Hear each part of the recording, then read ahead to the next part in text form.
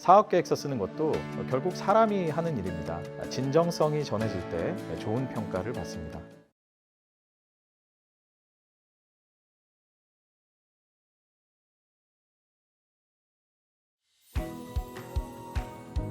안녕하세요. 스타트업 컨설턴트 최유환입니다. 그동안 투자 유치, 또 정부 과제, 각종 사업의 컴피티션에 참여하실 때 어려움이 많으셨죠?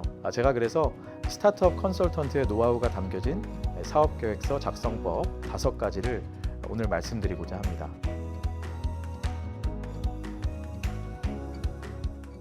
이렇게 다양한 활동을 하면서 사실 한 달에 많게는 수십 건의 사업계획서를 검토하고 평가하게 되는데요. 이런 것들을 실전에서 이렇게 보다 보면 비슷한 수준의 사업임에도 불구하고 어떤 사업계획서는 굉장히 어필이 잘 되고 또 어떤 사업계획서는 사실 그 무슨 말하는 거지? 이렇게 알 수 없는 그런 경험들을 많이 하게 됩니다. 오늘은 그래서 제가 그런 실전에서 느꼈던 어떻게 하면 사업계획서를 잘 쓰고 어필할 수 있을지 이런 부분에 대해서 5가지 팁을 알려드리려고 하는데요. 사실 오늘 제가 말씀드릴 부분은 뭐 시장 분석이 어떻고 경쟁 분석이 어떻고 뭐 이런 각각의 컴포넌트에 대한 것들을 말씀드리려고 하는 것이 아닙니다. 그런 부분들은 이미 시중에 많이 나와 있고 그런 부분들을 여러분께서 충분히 숙지하고 계신 상태에서 과연 이 사업계획서를 어떻게 정리하고 또 엮어서 잘 어필해야 하는지 그런 관점에서 오늘 한번 말씀드리도록 하겠습니다. 첫 번째 팁을 말씀드리도록 하겠습니다. 사업계획서에는 근본적인 질문에 대한 답이 있어야 한다는 것입니다. 이게 무슨 말일까요? 아주 쉽습니다. 어떻게 보자면 쉬운 얘기인데, 자, 이 사업이 과연 한마디로 무엇인지, 누구에게 어떤 가치를 제공하는지, 그리고 또 어떤 제품과 어떤 서비스를 제공하는 업인지, 이 업의 본질이 무엇이고 또 이 사업이 없었더라도 지금 현재는 잘 돌아가고 있는데 과연 이 사업 사용해야 하는 이유가 무엇인지, 또 경쟁사 대비해서 진입장벽이나 차별화 요소는 무엇인지, 과연 돈은 어떻게 벌 수 있는지, 그런 사업 모델이 실제로 워킹할 수 있는지, 이런 부분들에 대한 질문들입니다. 그리고 또 마지막으로 이 사업 모델을 충분히 감당하고 수행할 수 있는 이 창업팀의 어떤 역량이 있는지, 이런 것들. 자, 그런데 이렇게 말씀을 드리면 많은 분들이 이런 질문을 하실 거예요. 그거 뭐 저희 사업계획서도 다 있는데요. 네. 어디에 지원을 하든 어디에 IR을 하든 그런 내용들은 다 기본적인 거 아닙니까? 라고 말씀을 하실 겁니다. 제가 말씀드리고 싶은 부분은 이런 내용들이 있느냐 없느냐가 아니고요. 이런 질문들에 대한 답이 있어야 된다는 겁니다. 답이. 사실 많은 사업계획서를 보면 이런 컴포넌트들이 아주 뭐 열심히 잘 채워져 있습니다. 마구마구 채워져 있어요. 그러나 중요한 건 이 질문들에 대해서 정작 답을 찾으려고 하면 생각보다 보이지 않는 거예요. 도대체 이게 무슨 제품, 무슨 서비스를 하는 회사지? 타겟은 누구지? 이런 것들이 아무리 100페이지 되는 사업계획서를 뒤져봐도 보이지 않는 경우가 굉장히 많습니다. 그래서 여러분, 사업계획서를 쓰는 행위는 어떤 컴포넌트들을 열심히 채우는 행위가 절대 아닙니다. 그 컴포넌트들이 무엇을 의미하는지를 아셨다면 그것에 대한 우리만의 답을 명확하게 써줄 수 있어야 해요. 그런데 여기까지 설명했음에도 불구하고 그렇게 안 하는 회사가 어디 있습니까? 라고 말씀하실 수도 있을 거예요. 사실 저도 사업계획서를 리뷰하다 보면 깜짝깜짝 놀라거든요. 왜 이런 기본적인 것에 대한 답이 없을까? 자, 지금 한번 테스트 해볼까요? 여러분 지금 제 영상을 보고 계시는데 지금 창업을 준비하고 계시거나 혹은 이미 창업해서 운영하고 계신 분들이라면 한번 즉문즉답 해보겠습니다. 여러분 사업을 단 한마디로 얘기한다면 뭘까요? 네, 답하기 어려우시죠? 타겟 고객이 누구세요? 답하기 생각보다 어렵습니다. 그래서 우리가 사업계획서를 쓸 때에는 굉장히 원초적이고 기본적인 것 같지만 이것에 대한 아주 명확하고 간결한 답이 있어야 된다는 겁니다. 그것에 대한 충분한 고민이 담겨 있을 때 그게 진정으로 좋은 사업계획서다, 이렇게 말씀드릴 수 있겠죠. 어떻게 보면 너무 기본적인 얘기 같지만 사실은 수많은 사업계획서들이 이런 것들을 놓치고 있기 때문에 저는 특별히 이것을 첫 번째 팁으로 강조를 해드리고 싶습니다. 자, 두 번째 팁은요. 여러분 창업을 준비하시든 창업을 하셨다면 뭐 정부 과제나 각종 기관들이 개최하는 컴피티션에 많이 이제 참여를 하실 텐데요. 자, 그럴 때에는 그 과제나 그 컴피티션이 원래 의도하고 있는, 원래 그 프로그램이 기획된 의도가 있지 않겠습니까? 그죠?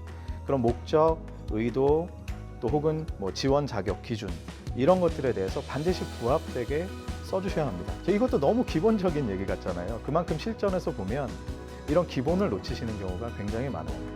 뭐 예를 들어 볼까요? 뭐 사업화를 지원하는 프로그램인데 뭐 기술 얘기만 막 잔뜩 써놓습니다. 우리 회사 기술 너무 좋아요 하고 막 자랑하는 거죠. 해외 마케팅을 지원하는 과제인데 정작 해외 시장에 대한 스터디가 없어요. 뭐 우선순위와 어떤 국가부터는 가겠습니다. 진출 전략, 어떤 식으로 시장에 진입하겠습니다. 현지 파트너 어떻게 하겠습니다. 이런 얘기들이 전혀 없어요. 그럼 대부분의 회사들이 뭘 써놓을까요? 그 나라에서 하는 박람회에 열심히 참여할게요. 뭐 이런 거. 뭐 출장 이렇게 가겠습니다. 뭐 데스크 리서치 열심히 해가지고 하겠습니다. 뭐 그 나라에 뭐 특허 내겠습니다. 이런 거는 사실 되게 기본적인 내용이잖아요. 엄밀히 말하면 사업에 대한 계획이 아닙니다.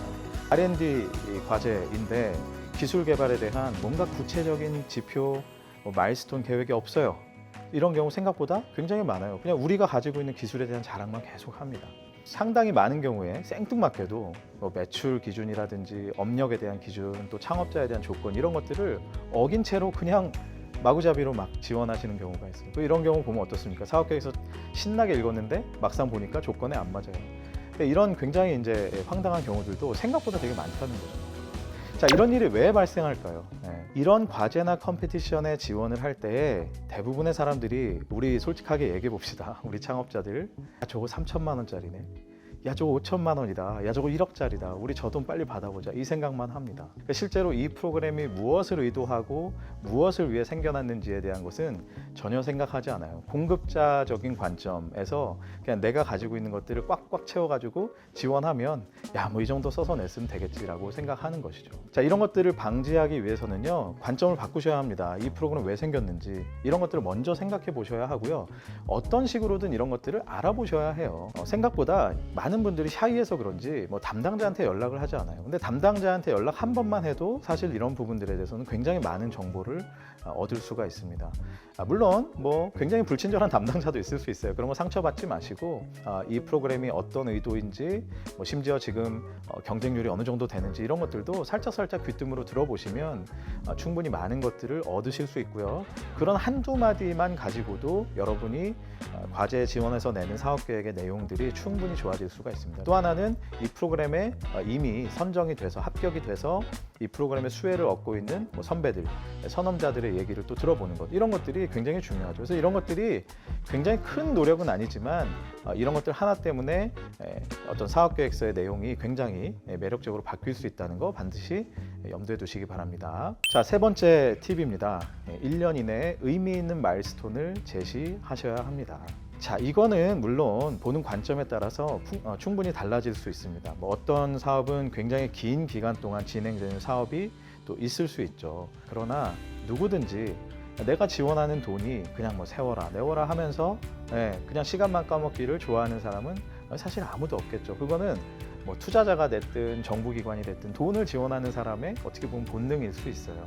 특히나 뭐 3년, 5년, 7년 이렇게 진행되는 장기 과제라고 하더라도 그런 장기적인 빅픽처를 제시함과 동시에 1년 내에 우리가 어떤 성과를 구체적으로 낼 수 있는지를 사실 제시해 주는 것이 굉장히 좋습니다. 제가 말씀드리는 것은 이것이 어떤 예를 들어 정부 과제다. 그러면 그 정부 과제에서 1년 내에 마일스톤을 사실 요구하는 항목이 없어요. 예를 들어서 그런 거를 요구하는 내용이 전혀 없어요 라고 하더라도 사실은 1년 이내에 마일스톤을 어떤 식으로 어떤 수준으로 달성하겠다라고 써놓는다면 굉장히 좋은 플러스 점수를 받을 수 있을 거라는 거예요.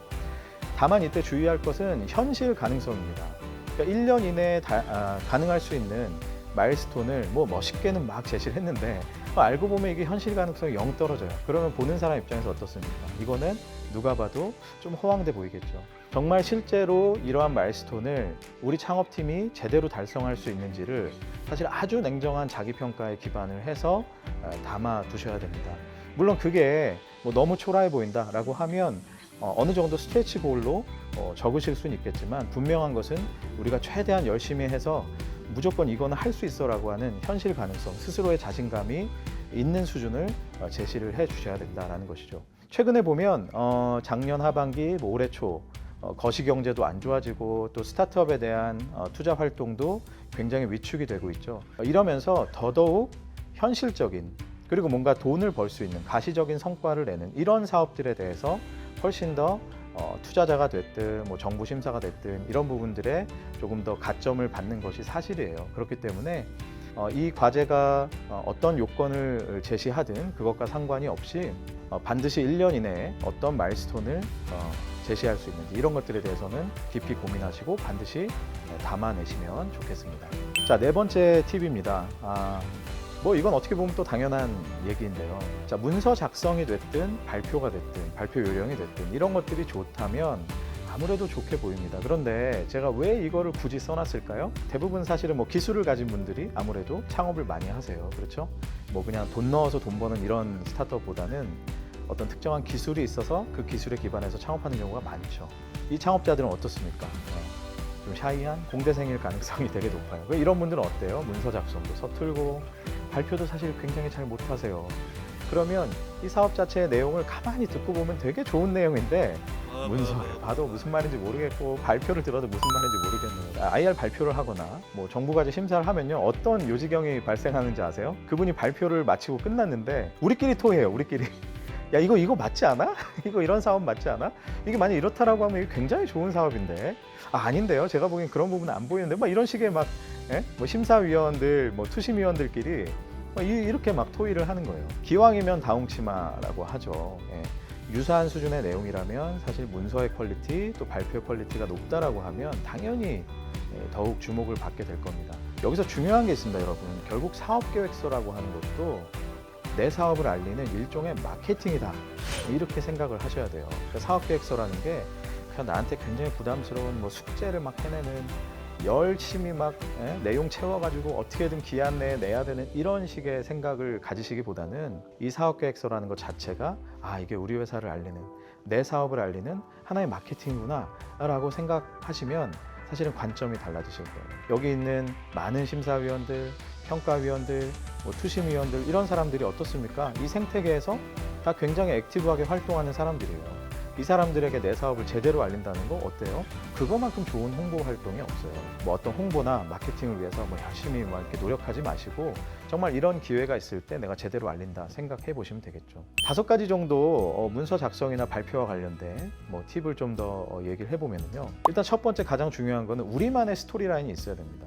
특히 문제 제기, 또 솔루션에 대한 제시, 그리고 이걸 감당할 수 있는 팀의 역량 이런 것들이 굉장히 연계성이 높게 타이트하게 잘 엮어진 스토리로 보여진다라고 하면 훨씬 더 이해가 쉽습니다. 가끔씩 문제 제기는 정말 잘하시는데 솔루션 보면은 용두사미 같은 느낌? 또 반대의 경우 문제 제기가 잘 안 돼요. 솔루션 되게 멋있어요. 그럼 어떤 느낌이 들까요? 전자의 경우는 공감대는 잘 이끌어내는데 실망하는 거예요. 솔루션 보고 이거 해결 안 될 것 같은데. 후자는 어떻습니까? 공감대를 잘 못 이끌어내요. 솔루션은 거창해요. 그럼 이 회사가 이게 진짜 이게 페인 포인트가 맞는 이런 시장을 건드리고 있는 건가? 뭐 이런 식의 의심이 들 수가 있어요. 그리고 가끔씩 문제 제기나 솔루션 제시는 잘했는데 뭐 허전해요, 뭔가. 이 솔루션을 만들 수 있는 핵심적인 역량이 없어요. 자, 그럼 어때요? 피저빌리티에 대한 의심이 들겠죠. 문제 제기와 솔루션과 팀이 감당할 수 있는 역량이 있다라고 하는 이 세 가지가 잘 엮이는 게 굉장히 중요하고요. 자, 또 두 번째는 어떻습니까? 키 메시지는 반복적으로 노출하는 게 좋습니다. 조금 제가 과장해서 얘기하자면 세뇌한다 이렇게 생각하셔도 돼요. 우리가 주장하고 있는 바를 앞에서도 얘기하고 중간에도 얘기하고 뒤에도 얘기하고 계속 얘기하세요. 왜 그럴까요? 대부분의 사업계획서는 처음부터 창업자가 자세히 설명할 수 있는 기회를 얻는 게 아닙니다. 대부분 아시죠? 투자사 IR을 뭐 요청을 하든 뭘 하든 처음엔 서면으로 전달이 되잖아요. 그럼 이 서면이란 건 어때요? 읽는 사람마다 다 다르게 읽습니다, 사실. 똑같이 말을 해도 이해가 다르듯이 문서는 다 다르게 읽혀요. 어떤 사람은 앞에 열심히 읽다가 뒤에 후루룩 넘어간 사람이 있고요. 마치 공부하는 습관처럼. 누군가는 갑자기 중간쯤에 막 열심히 보고 누군가는 끝에 가서 좀 열심히 보고. 자, 그럼 어때요? 우리가 원하는 것들이 스킵될 가능성이 충분히 있습니다. 그래서 이런 것들을 반복적으로 잘 제시를 해줄수록 이해와 전달이 훨씬 더 잘 된다는 겁니다. 세 번째는 문서 작성 후에 이 사업과 전혀 무관한 사람들에게 반드시 사업계획서를 한번 보여주시고 피드백을 받아보세요. 어떤 피드백? 이게 이해가 되니? 이런 것들을 한번 물어보세요. 저는 예전에 창업했을 때 가족들한테 많이 물어봤었어요. 전혀 이것과 무관한 이 분야에 전공을 하지도 않고 일해보지도 않은 사람에게 이걸 한번 물어봅니다. 그러면 대략 어떤 건지 이해가 가 라고 하는 피드백만 받아도 사실은 이 사업계획서는 성공을 한 것이죠. 자, 네 번째는 발표 평가에 들어가는 상황이라고 하면은 피드백들, 질문들 이것들에 대해서 반드시 답변을 해 주시는 게 좋습니다. 이거를 운영진들이 그렇게 가이드를 할 수도 있는데 이런 것들을 가이드를 하든 안 하든 무조건 여러분들이 답을 발표 때 해주는 게 좋아요. 그건 왜 그러냐면 일단은 이 사업계획서의 이 발표의 과정에 굉장히 성의를 보인다는 측면도 있지만 우리는 인터랙티브하게 이 과정을 함께하고 있고 또 우리는 이 사업에 대해서 자신이 있어요.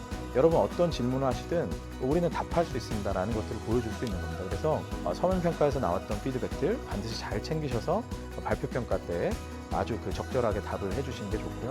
또 호흡은 굉장히 여유로운 호흡으로 발표해 주시면 좋겠어요. 어떤 분들은 스크립트를 이미 짜 와가지고 이게 숨도 안 쉬고 막 이렇게 하시는 분들이 있어요. 듣는 사람 입장에서는 전혀 이게 몰입도 안 되고 사실은 굉장히 불안해 보입니다. 그러니까 자신감이 없어 보여요. 발표하실 때는 특히 여유로운 모습, 자신감 있는 모습 그런 것들이 굉장히 중요하다 이런 말씀을 드리고 싶습니다. 자, 마지막 5번째 팁입니다. 누군가 내 사업계획서를 평가하는 그 상황은 결국은 사실 사람이 하는 거예요. 그래서 진정성이 전해질 때 사실은 좋은 평가를 받게 됩니다. 진정성을 갖고 지원했다 안 했다라는 게 사실은 어느 정도 업력이 있는 분들 저도 그렇지만 이렇게 그냥 쭉 보면 느껴져요. 그러니까 이거를 뭐라고 이렇게 탁 집어서 말씀드리긴 어렵지만 사실은 보는 즉시 굉장히 많이 느껴집니다. 그냥 야 이분은 이 과제에 그냥 돈 받으려고 왔구나. 아니구나. 야 이분은 정말 이 사업에 대한 고민을 많이 하시는 분이네 라는 것들이 사실은 바로바로 느껴집니다. 자, 반면에 어설프게 또 연기를 하는 분들이 있어요. 진정성 있어 보이려고 하는 분들 이것도 사실은 다 보입니다. 여러분 진정성을 보여준다는 표현이 좀 그렇죠. 진정성을 갖는 게 사실은 굉장히 중요하고 이거의 최고의 비결이 있습니다. 이게 뭐냐면 이 과제 혹은 투심 IR의 과정 이런 것들을 바라보는 시각을 여러분 바꿔보세요. 그러니까 내가 이 돈 따보자, 이 돈 한번 받아보자 이런 관점이 아니고요. 야, 이 기회를 통해서 내 사업의 근본을 한번 다시 짚어보고 또 이 업계에서 굉장히 액티브하게 활동하시는 분들의 그런 피드백 한번 얻어보자. 그러면 심지어 이 과제에 떨어진다 하더라도 여러분은 그 과정에서 굉장히 많은 것들을 얻으실 수 있을 거예요. 자, 이게 결국은 내가 그냥 공짜로 돈, 눈먼 돈 한번 받아보자 이런 관점이 아니라는 것이죠. 그래서 근본적으로 내가 사업계획서를 쓰고 이런 것들을 발표하고 하는 과정의 그 진정성이라 함은 결국은 내 사업에 도움이 되는 그런 시간으로 내가 이거를 한번 활용해 보겠다. 나는 중요한 것들, 피드백들 받아서 여기서 나온 얘기들 내가 다시 돌아가서 생각하고 돈은 못 받는다 할지라도 그걸 통해서 내 사업을 굉장히 건전한 방향으로 업그레이드 하겠다라는 식의 생각을 갖게 되시면 IR의 과정이나 정부 과제에 참여하는 그런 모든 과정들이 굉장히 유의미한 시간으로 바뀌게 될 겁니다. 네, 오늘 제가 실전에서 느꼈던 5가지 팁을 말씀드렸는데요. 어떻게 공감이 되셨는지 모르겠습니다. 오늘 내용들 꼭 참고하셔서 반드시 여러분들의 창업의 과정에 도움이 되셨으면 하는 바람입니다. 성공적인 창업을 기원합니다. 감사합니다.